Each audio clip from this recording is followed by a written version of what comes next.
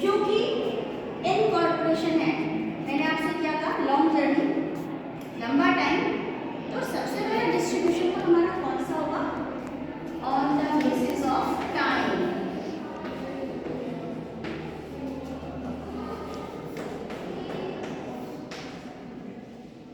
समझ में आ रहा है, on the basis of time, इसका मतलब कितना टाइम इनकॉर्पोरेशन से पहले का रहा और कितना टाइम इनकॉर्पोरेशन के बाद का रहा। कोई भी फाइनेंशियल स्टेटमेंट है, आप सब जानते हैं कितने टाइम पीरियड के लिए बनाया जाता है, बताओ, 1 साल के लिए, 1 साल के लिए बनता है ना, यानी वो टाइम कोई भी हो सकता है। सपोज हम मान रहे हैं कि ये जो कंपनी है ये अपना स्टेटमेंट बनाती है 1 जनवरी टू 31 दिसंबर, ठीक। अब 12 महीने होते हैं, ये कंफर्म है, चाहे फिर वो 1 अप्रैल टू 31 मार्च हो, कोई और तो डेट नहीं होती, नॉर्मली यही मानी जाती है, 1 जनवरी टू 31 दिसंबर या फिर 1 अप्रैल टू 31 मार्च। अब जब ये हम मान रहे हैं तो हम ये देखते हैं कि किस डेट पर इनकॉर्पोरेशन हुआ। तो क्वेश्चंस में हमारी जो डेट्स आई हुई होंगी, जो भी क्वेश्चन में डेट्स दी होंगी वो कैसे दी होंगी, एक डेट आएगी इनकॉर्पोरेशन,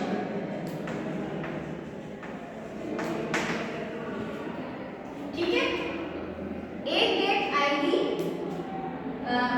हमारे फाइनेंशियल ईयर की, ये फाइनेंशियल ईयर हमारा किस डेट पर एंड हो रहा है, ठीक है। तो जिस डेट पर भी हमारा फाइनेंशियल ईयर एंड हो रहा होगा तो इनकॉर्पोरेशन की डेट से हम फाइनेंशियल ईयर एंड, यानी हमारा फाइनेंशियल ईयर के एंड की जो डेट है उस डेट को हम देखेंगे। सपोज हमसे कहा जाता है कि कोई कंपनी है, वो कंपनी जब फॉर्मेशन का उसका काम शुरू हुआ था, यानी जब वो कंपनी की फॉर्मेशन का काम जैसे होता है ना कि कंपनी का जब एग्रीमेंट हो जाता है तो ये लोग क्या करते हैं ना कि कंपनी में काम शुरू कर देते हैं, यानी अगर मैन्युफैक्चरिंग है तो मैन्युफैक्चरिंग स्टार्ट कर देते हैं, सर्विस प्रोवाइडर है तो वो सर्विस प्रोवाइड करना शुरू कर देते हैं, यानी कोई भी जो चीज़ है वो शुरू कर देते हैं। तो उसमें क्या होता है, इनकॉर्पोरेशन से पहले भी कुछ प्रॉफिट, कुछ खर्चे, कोई चीज़ें होती है जो पहले भी हो चुकी होती है, तो हम ये देखेंगे कि वो डेट भी हमें दी होगी। तो उस डेट से इनकॉर्पोरेशन की डेट तक का, सपोज हमसे ये कहा गया कि वो जो डेट है, कोई कंपनी है, जैसे कंपनी कहते हैं ना, कंपनी स्टार्ट हुई या कंपनी खरीदी गई, कि किसी ने 1 जनवरी को खरीदा, अब 1 जनवरी को खरीदा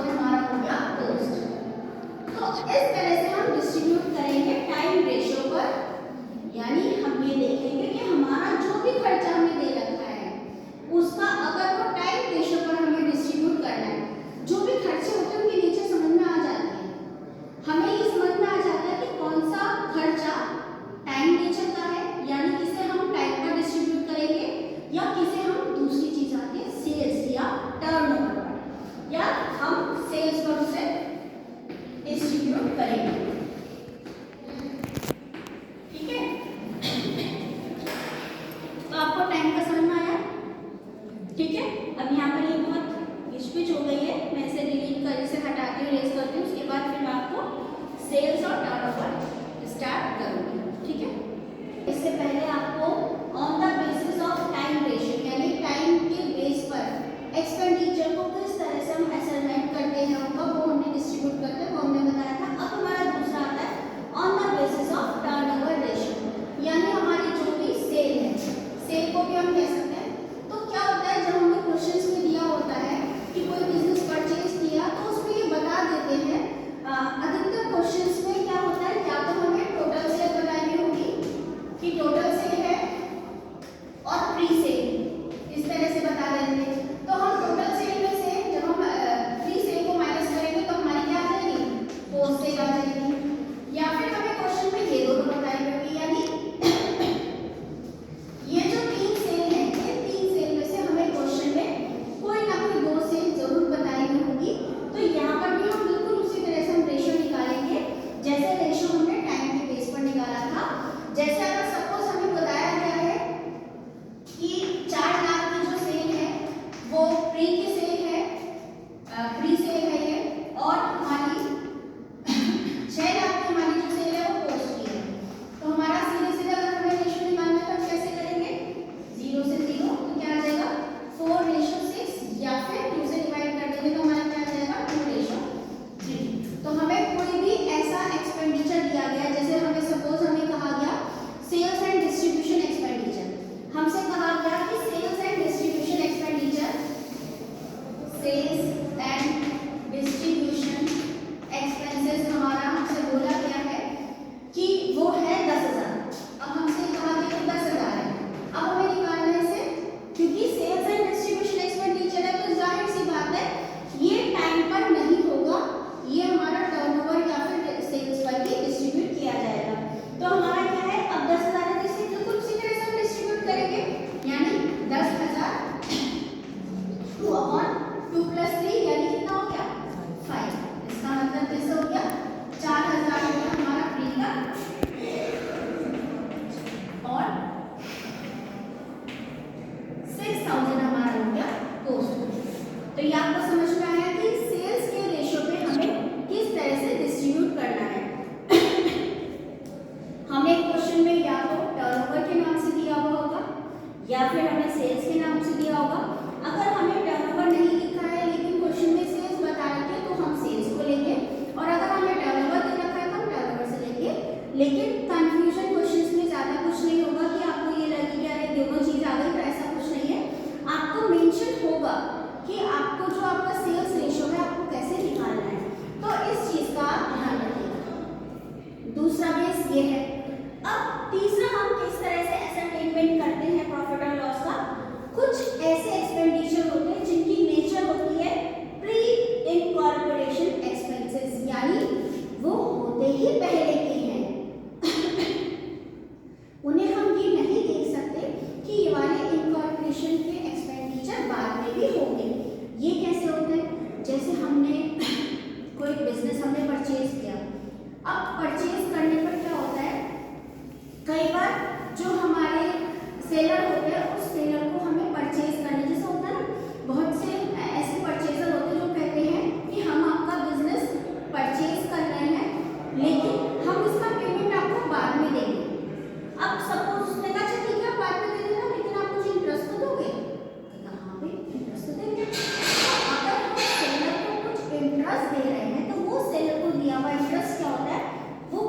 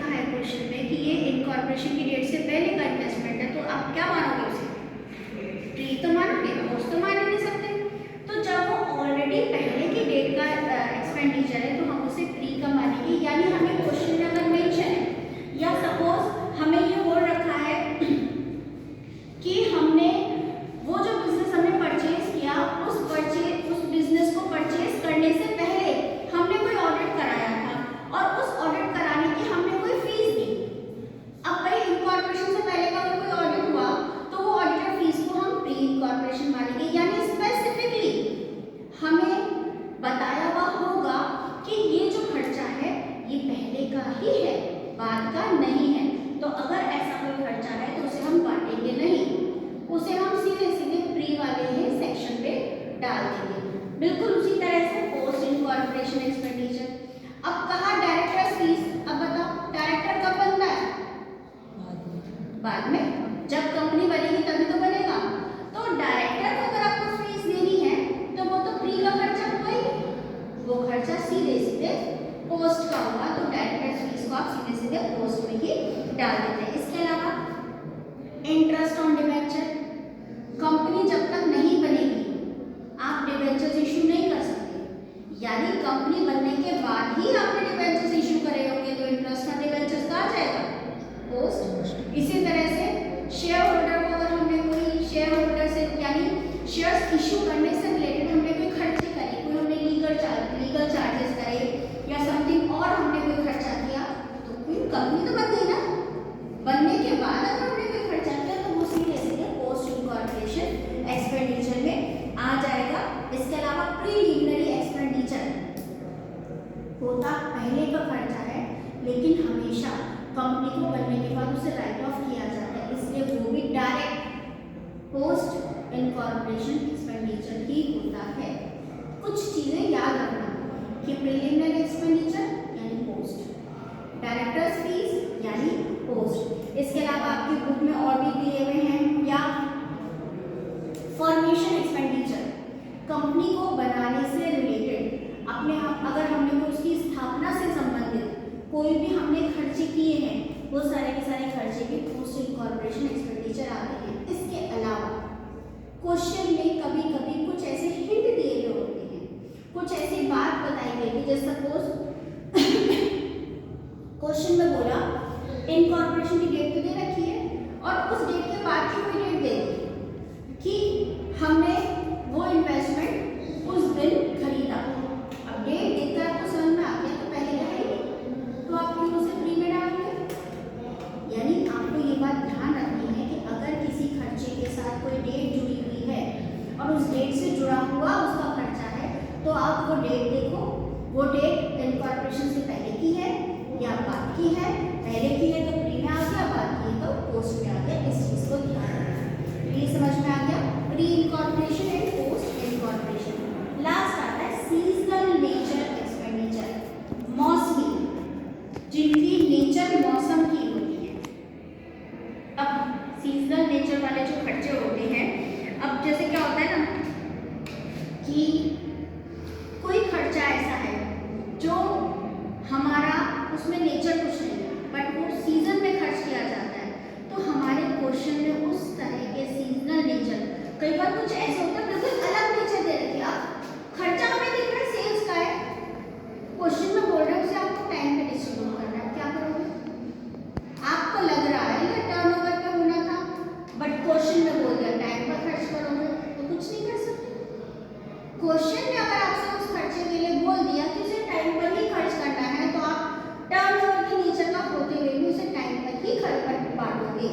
उस तरह के नेचर को कहते हैं सीजनल नेचर, यानी ये कुछ ऐसे मौसम होते हैं, ये मौसम के हिसाब से क्वेश्चन में अपने आप बता दिए जाते हैं। उन क्वेश्चन में अगर किसी खर्चे को बिल्कुल क्लियर बोल दिया कि नहीं ये तो आपको ऐसे ही बांटना है, तो आपको वैसे ही बांटना पड़ेगा, आप उसमें कुछ भी आगे पीछे कोई भी चीज उसमें नहीं कर सकते। तो ये आपको समझ में आया? On the basis of time ratio, on the basis of turnover, the sales ratio, pre-incorporation expenses, post-incorporation expenses और seasonal nature expenditure। जैसे जैसे आप क्वेश्चंस करोगे, उन क्वेश्चंस को करने के बाद आपको ये समझ में आता जाएगा, मतलब फिर आपको सोचना ज़्यादा नहीं पड़ेगा। आप खर्चा पढ़ोगे, पढ़ते आप बोलेगा अरे ये तो टाइम पर बांटेंगे, खर्चा पढ़ते आपको लगेगा अगर आगे कोई एडवर्टीजमेंट से रिलेटेड कोई आ गया या प्रोडक्शन से रिलेटेड कोई चीज़ आ गई या फिर आपको आगे इंश्योरेंस। अब बताओ इंश्योरेंस किस पर बांटोगे? बताओ प्रोडक्ट का इंश्योरेंस किस पर बांटोगे? इंश्योरेंस हम कैसे पे करते हैं? इंस्टॉलमेंट हमारी टाइम के बेस पर होती है, क्वार्टरली भी हो सकती है, मंथली भी हो सकती है, एनुअली भी हो सकती है, लेकिन नेचर क्या होगी उसकी? टाइम। ठीक है। कैरेज सुना है ना, कैरेज इनवर्ड, कैरेज आउटवर्ड, यानी गोदाम में हमने सामान रखवाया, गोदाम में जब हमने सामान रखवाया तो रखवाने का हमने खर्चा दिया, वो खर्चा हमारा किस पे आएगा भाई, प्रोडक्शन से रिलेटेड हुआ ना हमारा, वो तो हमारी कॉस्ट ऑफ प्रोडक्शन में जुड़ेगा। कॉस्ट ऑफ प्रोडक्शन में जुड़ने का मतलब ये है कि वो सारे के सारे हमारे धीरे धीरे कॉस्ट जुड़ती हुई उस प्रोडक्ट की सेल प्राइस में जुड़ेगी, ठीक है। तो उस खर्चे को हम हमारे क्वेश्चन में अगर अदर कुछ चीज़ कही गई है तो हम उस हिसाब से बांटेंगे, लेकिन अगर हमें अदर कोई चीज़ नहीं की गई है तो हम उस तरह से नहीं बांटेंगे। तो जब हम ये सारे के सारे खर्चे हम बांट देंगे, सेल में से हम हमारा अलग से हमारा सेक्शन हम बना देंगे। अब जैसे हम जब क्वेश्चन करेंगे ना तो हमारा एक फॉर्मेट तैयार होगा, उस फॉर्मेट में हमारे कॉलम्स बनेंगे, प्री, पोस्ट। सबसे पहले हम यहाँ लिखेंगे सेल्स, सबसे पहले हम क्या लिखेंगे यहाँ सेल्स, ये हमारा हुआ पर्टिकुलर सेल्स हमने लिखी। अब सेल्स को हमने बांट दिया प्री और पोस्ट। इसके बाद हमारे आगे सारे एक्सपेंसेस, एक्सपेंसेस में हम लिखते जाएंगे जो जहाँ पर जिस नेचर का होगा उसका जिस नेचर के हो, कोई यहाँ ना हो कोई यहाँ हो, इस तरह से। और उसके बाद इन सब का टोटल जो होगा ये हो गया हमारा ए, ये हो गया हमारा बी। उसके बाद हम ए माइनस बी कर देंगे और ए माइनस बी करके हमारा जो भी आएगा वो हमारा क्या होगा, प्रॉफिट और लॉस प्रायर और प्रॉफिट और लॉस प्रायर और पोस्ट इनकॉर्पोरेशन। तो इस तरह से आपके क्वेश्चन में ये चीज़ कंप्लीट होगी। तो आपको ये सब चीज़ें समझ में आ गई है, क्लियर है? कहीं कोई डाउट है, कुछ पूछना था पूछ सकते हैं। बाकी जब हम क्वेश्चन करेंगे उन क्वेश्चंस को करते हुए भी आपके सारे के सारे डाउट्स क्लियर हो जाएंगे, तब आप अपने आप में सोच मतलब ज़्यादा कुछ दिमाग लगाने की जरूरत ही नहीं लगेगी, सिर्फ खर्चा पड़ते ही आपको क्लिक हो जाएगा कि ये टाइम रेशो पर या सेल्स रेशो पर या कहाँ पर आएगा। यहाँ एक कॉलम और यहाँ पर बना देते हैं हम, उसमें हम लिख रहे हैं रेशो यानी टाइम और सेल्स। बेस लिख देंगे बेस कि किस बेस पर क्या है, या फिर अगर कोई प्री है तो प्री लिख दिया, पोस्ट है तो पोस्ट लिख दिया। तो यहाँ पर ये जो कॉलम्स हमारे होते हैं इसमें एक कॉलम बीच में यहाँ पर एक और ऐड हो जाता है, यानी पहला कॉलम होगा पर्टिकुलर्स का, दूसरा कॉलम आएगा बेस का, तीसरा कॉलम आएगा प्री और चौथा आएगा पोस्ट। तो इस तरह से हमारा ये फॉर्मेट तैयार होगा जिस फॉर्मेट के बेस पर हमें क्वेश्चंस करने होंगे, ठीक है। तो क्लियर है, समझ में आ गया? चलिए आज के लिए फिर इतना, और उसके बाद फिर हम क्वेश्चन सॉल्व करेंगे। बेसिस पर हमने एक्सपेंडिचर को डिस्ट्रीब्यूट करना है, तो मैं कुछ एक्सपेंडिचर बताऊंगी, आप लोग बताइएगा कि वो कौन सी नेचर के हैं। जैसे डायरेक्टर्स फीस कौन सी नेचर का होगा, किस पे डिस्ट्रीब्यूट होगा, पोस्ट। डायरेक्टर्स फीस है तो जाहिर सी बात है पोस्ट पर होगा।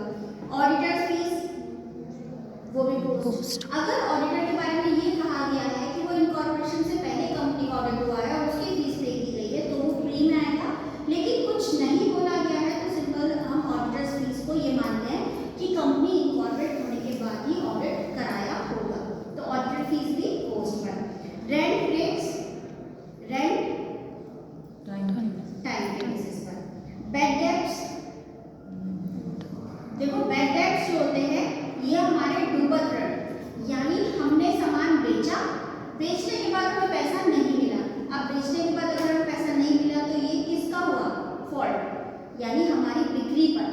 हमने जो भी बेचा, सपोज हमने 1 लाख की सेल करी लेकिन उसमें से 4000 बैड डेब्ट्स में आ गए, तो वो हमारे सेल्स पर। बैड डेब्ट्स हमेशा सेल्स पर ही डिस्ट्रीब्यूट होते हैं। फिर है स्टाफ सैलरी।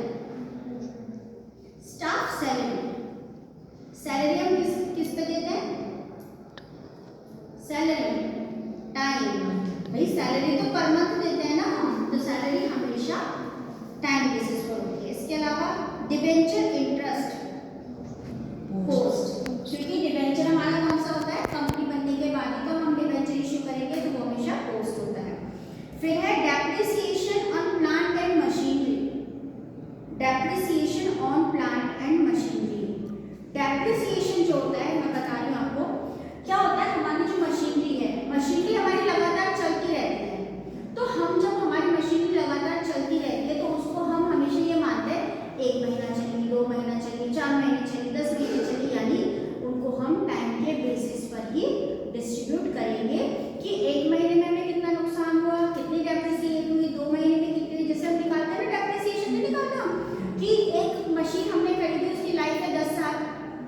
10 साल खरीदी, इसका मतलब 10 साल की अगर लाइफ है तो इसका मतलब क्या होगा कि वो जो मशीन है अगर हमने 1 लाख में खरीदी है तो वो 10 साल के बाद उसकी वैल्यू 0 हो जाएगी, यानी वो टाइम के हिसाब से घटती है।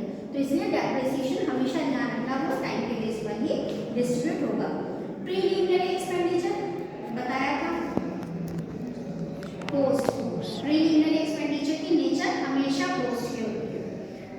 जनरल एक्सपेंडिचर जिसके बारे में कुछ नहीं पता होता, ऐसे खर्चे जैसे स्टेशनरी के वो मिसलेनियस जिन्हें हम बोलते हैं ना कि कुछ कुछ छुटा पुटर होता रहता है, तो इस तरह के जो छुटा पुटर वाले जिनको हम किसी कैटेगरी में नहीं बांट सकते वो सारे जनरल एक्सपेंडिचर को हम टाइम पर बांटते हैं, क्योंकि हम ये मानते हैं कि हमने जैसे स्टेशनरी हमारी अगर हम कह रहे हैं 10,000 की खर्च हुई तो हम ये मानते हैं फ्री में हमने कितना खर्चा किया और पोस्ट में हमने कितना खर्चा किया, तो हम उसे हमेशा जनरल एक्सपेंडिचर को टाइम पर ही डिस्ट्रीब्यूट करेंगे।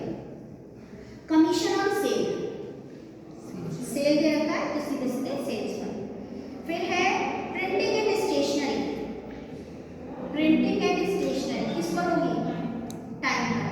क्यों, क्योंकि हम हमारी जो प्रिंटिंग चल रही है स्टेशनरी में भी आपको बताया, तो हम जितना भी हमारा काम चल रहा है जैसे हमने प्रिंटर यूज कर रहे हैं, कार्टेज कितनी लग रही है, पेज कितने लग रहे हैं, तो ये सारी चीजें हमारी प्रिंटिंग एंड स्टेशनरी में आती हैं, तो टाइम पर। एडवर्टाइजमेंट, एडवर्टाइजमेंट टर्नओवर सेल्स, भाई जितनी हमारी हम एडवर्टाइजमेंट क्यों करते हैं, प्रमोशन के लिए, सेल्स को बढ़ाने के लिए। तो अगर हम एडवर्टाइजमेंट नहीं करेंगे तो हमारी सेल्स कम हो जाएगी, और अगर हम एडवर्टाइजमेंट कर रहे हैं और उससे हमारी सेल्स बढ़ रही है तो हम वो खर्चा कहाँ से निकालेंगे, सेल्स से ही तो निकालेंगे। तो इसलिए एडवर्टाइजमेंट का खर्चा हमेशा सेल्स एंड डिस्ट्रीब्यूशन से ही होगा, सेल से ही डिस्ट्रीब्यूट होगा। इसके अलावा ट्रैवलिंग एक्सपेंसेस एंड सैलरीज। अब ये देखो यहाँ पर एक चीज आ गई, एक तो आया स्टाफ सैलरी, अब ये है ट्रैवलिंग एक्सपेंडिचर एंड सैलरी। ये नॉर्मली ये माना जाता है कि हम सेल्स को बढ़ाने के लिए जो हम सेल्समैन रखते हैं वो जो घूमते हैं, ट्रैवल करते हैं और उनको हम जो कमीशन देते हैं या फिर हम उन्हें सैलरी भी देते हैं, ये हमारी वो वाली सैलरी मानी जाएगी, इसलिए हम इसे बिक्री पर, सेल्स पर डिस्ट्रीब्यूट करेंगे। यही यहाँ पर इन्होंने कंफ्यूज कर दिया, स्टाफ सैलरी भी दे दी और ट्रैवलिंग एंड सैलरी भी दे दी। अब यहाँ पर इन्होंने जो ट्रैवलिंग जोड़ दिया, इसकी वजह से हम ये समझ रहे हैं कि ये जो ट्रैवलिंग है इसका मतलब सेल्स को बढ़ाने के लिए ट्रैवलिंग की जा रही है, तो इसलिए हम उसे सेल्स पर करेंगे, तो यहाँ पर कंफ्यूज होने वाली बात नहीं है, ठीक है। फिर है हमारा इंटरेस्ट टू वेंडर। अब इंटरेस्ट टू वेंडर का मतलब क्या है, ये हमारा जो भी वेंडर है उसको हमने जो इंटरेस्ट जो भी हमने दिया है, वो मैंने आपसे क्या बोला था कि ये जो वेंडर होता है ये हमारा, अगर हमने बोला गया है कि हमने वेंडर से जो सामान खरीदा है उसे हम इंटरेस्ट दे रहे हैं, तो जाहिर सी बात है वो हमारा फ्री में आएगा। इसके अलावा हमारे और भी तरह के जैसे provision for taxes, provision for taxation कहाँ आएगा, टैक्स जो हम पे करते हैं क्या है, टाइम के बेस पर ही तो करते हैं, एक साल में कितना कमाया, 2 साल में कितना कमाया, 1 महीने में कितना कमाया, तो इसमें आएगा। Dividend on equity share, post. क्यों, क्योंकि इनकॉर्पोरेशन के बाद ही हम इक्विटी को कुछ पे करेंगे अगर हमें उसे बांटना है, ठीक है। इसके अलावा सेलिंग कमीशन, टर्नओवर सेल्स पर ही जाएगा, वो भी डिस्ट्रीब्यूट सेल्स पर ही होगा, ठीक है। तो इस तरह से directors remuneration, directors remuneration post, pre में तो हम उसे करेंगे ही नहीं, ठीक है। प्रीलिमिनरी एक्सपेंडिचर वो भी हमेशा पोस्ट में ही जाता है। इसके अलावा कैपिटल रिजर्व, अगर हमने कोई कैपिटल रिजर्व किया है उसमें भी हमें ये देखना पड़ेगा कि हमें उसके बारे में क्या चीज़ कही गई है। कई बार हमें बोला जाता है स्पेसिफिकली प्री का है तो प्री में डाल देंगे, पोस्ट का है तो पोस्ट में डाल देंगे, कुछ नहीं कहा गया है तो हम ये मानते हैं कि हमारी कंपनी का जो रिजर्व है वो रिजर्व हमारी जितनी भी कैपिटल बनाने के बाद बच गई वो हमने रिजर्व में डाल, तो हम उसे प्री का मानकर चल सकते हैं, ठीक है। तो इस तरह से ये क्वेश्चन आपके हो गए। अब जब आप क्वेश्चन करोगे तो आपको क्या है, इसी तरह से क्वेश्चन दे रखे, जैसे मैंने आपसे पूछे ना अभी एक्सपेंडिचर, ये एक्सपेंडिचर किस नेचर का, ये एक्सपेंडिचर, तो आप क्या करोगे, सेल्स सब लोग को लिखी बस एक एक एक्सपेंसेस लिखोगे, यहाँ पर उसका नाम लिखोगे, बेस पे लिखोगे कौन सा बेस है, ठीक है, और उसके बाद उसकी अमाउंट लिख दोगे। फिर यहाँ लिखोगे, या लिखोगे अगर प्री है तो प्री वाले में लिख दोगे, और इस